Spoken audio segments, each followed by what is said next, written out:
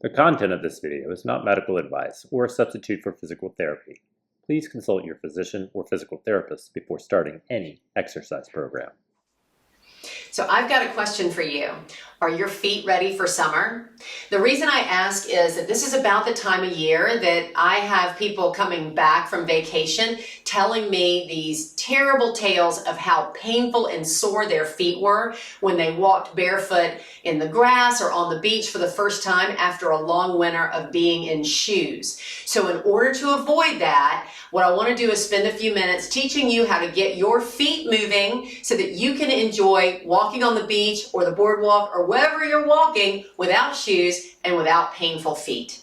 So the first thing we're going to do is we're going to start getting the toes moving again. What I want you to do is grab your favorite lotion. You're going to put a little bit in your hand, rub it between your fingers, and then start to massage your fingers between your toes. Now, if you've never done this before, it can be quite intense. So go slowly and make sure you're not forcing your fingers between your toes and causing pain or strain there.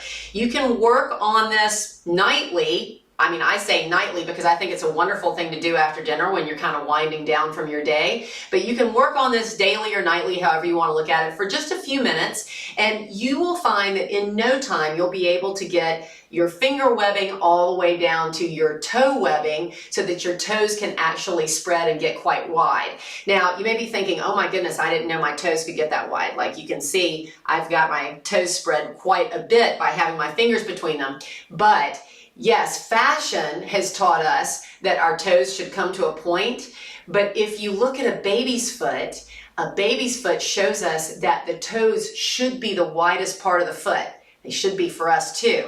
So even our athletic shoes are having our feet come to a point, but that's not natural. So let's see if we can get some movement in the toes, spread the toes, because then they can act better and help us more when we're walking without shoes. So once you've got your toes spread, you've got your fingers work between your toes, I want you to put your foot down on the floor and work on spreading your toes. Now, you're working on toe spreading on both feet, right? I'm just showing you on one foot for the sake of the video, but you've done this on both feet, we'll say, and then you put your feet on the floor and you work on spreading your toes and really get some space between them. That takes a little getting used to. It takes a little muscle that you might need to reacquaint yourself with, but before long, you will find that you can spread your toes. Once you get your toes spread, we can start working on the rest of the foot.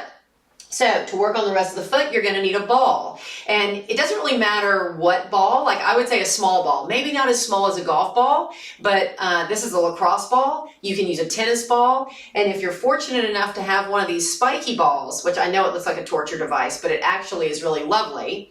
The spiky ball will help to stimulate the bottom of your foot. There are all these nerve endings down there in the bottom of your foot that help you to navigate uneven terrain, like uneven grassy yards or the sand at the beach. So a spiky ball can be really useful for that, but don't run out and buy one if you don't have one. Use what you have at home. And what you can do is put that ball under your foot and you start to basically massage your foot.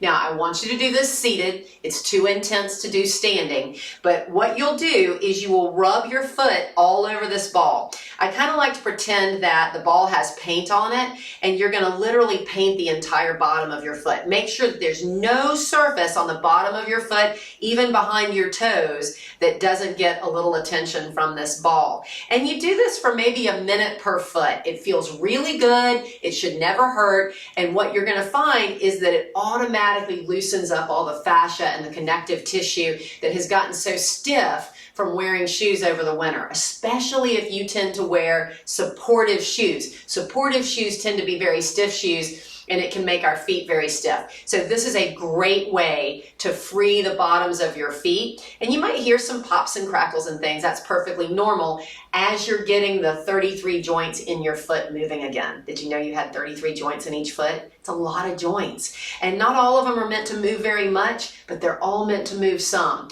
So let's get those feet moving again by freeing up the connective tissue in the bottom of the feet by using a ball. So make sure you do that on both feet, about a minute per foot, a little more if you like. I think it feels really good. So you could keep going a little bit longer if you want to. And remember, it should never hurt.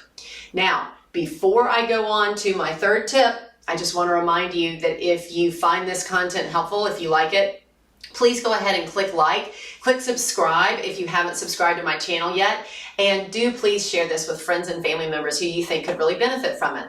I appreciate your helping me get this out to people who really can use the information.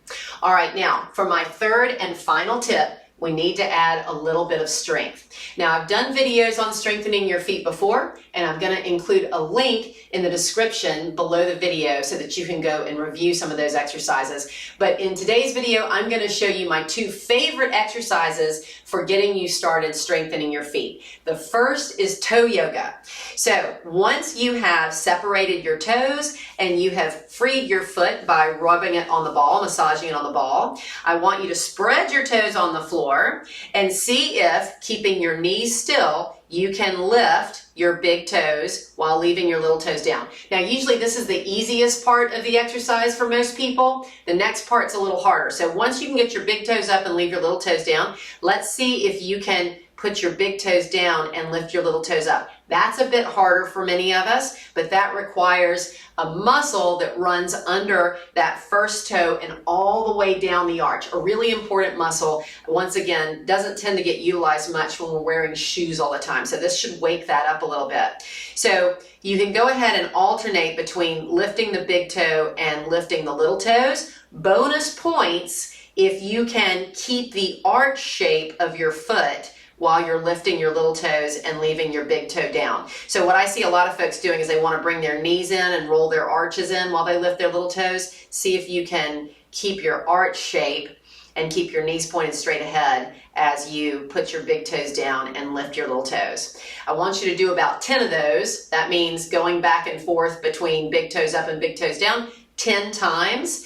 Once that gets to be easy, add a second round of 10. Remember, we're trying to strengthen your feet. More reps is good, because how many reps do you take a day or steps do you take a day? So we need to get you more reps to get you stronger. However, you don't want to do too much too soon and make yourself sore. So let's start with 10 and then add a second set of 10 as the first set gets a little easier. You can even work up to a third. Now, once you've got the toe thing going, you can add heel raises. Super simple exercise. If you've never done them before or you haven't done them in a really long time, you can do them seated. You're going to get something out of doing them seated, believe it or not. And the good thing about doing them seated is you can really pay attention to your technique. So we want all 5 toes on the floor, preferably spread. Remember, that should be the widest part of your foot.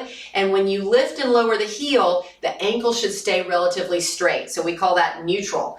And you don't want to have any rolling ankle action going on, because that sort of sets you up for a sprained ankle. You don't want to practice turning or spraining your ankle, right? So we want to keep that ankle motion nice and true and straight. Now, once 10 of these gets to be pretty easy seated, you can absolutely stand up, hold on to a wall or a countertop, and do 10 of these standing. And once 10 gets to be pretty easy and you're not too sore, add a second set of 10. And just like with the toe exercise, once 2 sets gets easy, add a third set of 10. Because once again, you're going to go for a walk on the beach, right? You're not just going to go 10 steps and turn around and stop. All right. So that's all I've got for you today. I hope you found that really helpful and you're on your way to strong, healthy, mobile summer feet. Until I see you next time, keep moving and be well.